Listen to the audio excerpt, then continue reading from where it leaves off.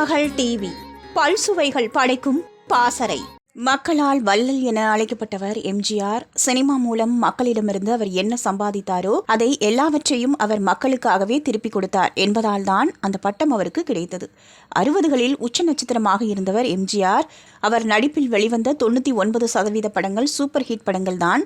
எப்படி வேண்டுமானாலும் நடிக்கலாம் என நினைக்காமல் தனது திரைப்படங்களில் குழந்தைகளுக்கும் இளைஞர்களுக்கும் மக்களுக்கும் நல்ல கருத்துக்களை சொல்ல வேண்டும் என்று நினைத்தவர் எம்ஜிஆர் சினிமாவில் நடித்து சூப்பர் ஸ்டாராக மாறி பல லட்சங்கள் சம்பளம் வாங்கி அரசியல் கட்சியை துவங்கி 3 முறை முதலமைச்சராக இருந்ததுதான் பலருக்கும் தெரியும்.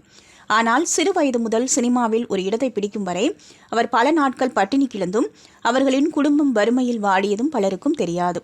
இன்னும் சொல்லப்போனால் வறுமை காரணமாகத்தான் சத்யா அம்மாள், எம்ஜிஆர், சக்கரபாணி ஆகிய 2 மகன்களையும் சிறு வயதிலேயே நாடகத்திற்கு அனுப்பினார்.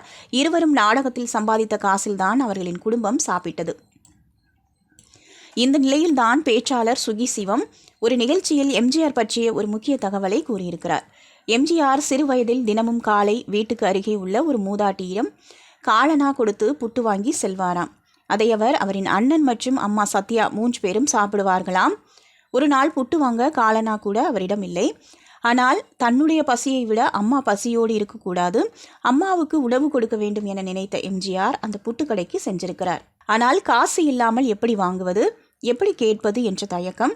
கடைக்கு அருகில் செல்வது, தயங்கி நிற்பது, கடைக்கு அருகில் போவது, தயங்கி நிற்பது என இருந்த அவரை பார்த்த அந்த மூதாட்டி, டே ராமச்சந்திரா, உனக்கு என்னாச்சு? தினமும் காலனா புட்டு வாங்குவியே, ஏன் இப்படி தயங்கி நிற்கிற என்று கேட்டிருக்கிறார். அதற்கு எம்ஜிஆர், இல்லைம்மா, என்கிட்ட இன்னைக்கு காலனா இல்லை, ஆனால் வீட்டில் அம்மா பசியோடு இருக்காங்க, உங்ககிட்ட எப்படி கேட்குறதுன்னு யோசிக்கிறேன் என சொல்ல, உங்ககிட்ட நான் காசு கேட்டேனா, நீ புட்டு எடுத்துகிட்டு போ, காசு அப்புறமா கொடு என்று சொல்லியிருக்கிறார். புட்டை எடுத்துக்கொண்ட எம்ஜிஆர் மூதாட்டியிடம், நான் காசு கொடுக்காம இந்த ஊரை விட்டு போயிட்டா என்னம்மா பண்ணுவீங்க என்று கேட்டிருக்கிறார். அதற்கு பதில் சொன்ன அந்த மூதாட்டி, டேய், நீ காசு கொடுத்தா அதை வியாபார கணக்கில் எழுதுவேன், நீ கொடுக்கலனா அதை புண்ணிய கணக்கில் எழுதுவேன் என்று சொன்னாராம். லாப நஷ்ட கணக்கு பார்க்காமல் மற்றவர்களுக்கு உதவ வேண்டும், அது புண்ணியம் என்கிற எண்ணத்தை சிறு வயதிலேயே எம்ஜிஆருக்கு பலரும் இப்படி சொல்லி கொடுத்திருக்கிறார்கள்.